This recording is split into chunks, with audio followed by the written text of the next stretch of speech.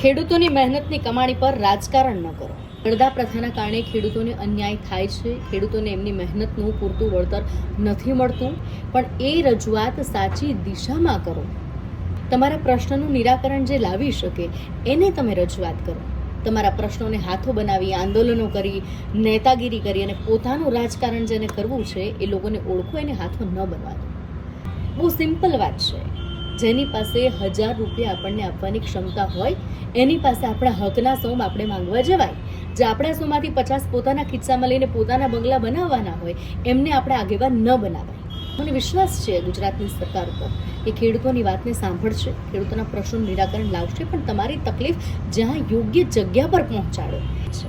ગુજરાતનો ખેડૂત બહુ જ સમજદાર છે. આગામી સમયમાં ગુજરાતનો ખેડૂત એ તમામ લોકોને જવાબ આપી દેશે કે જે ખેડૂતોને હાથો બનાવીને રાજકારણ કરે છે.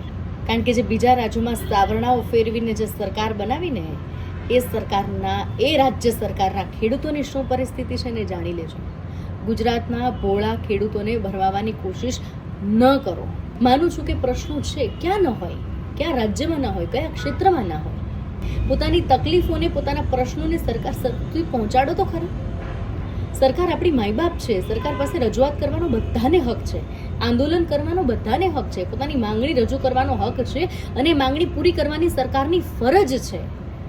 પણ એ માંગણીઓના આધાર પર બીજા લોકો રાજનીતિ કરી જાય એ ન થવા દેતા.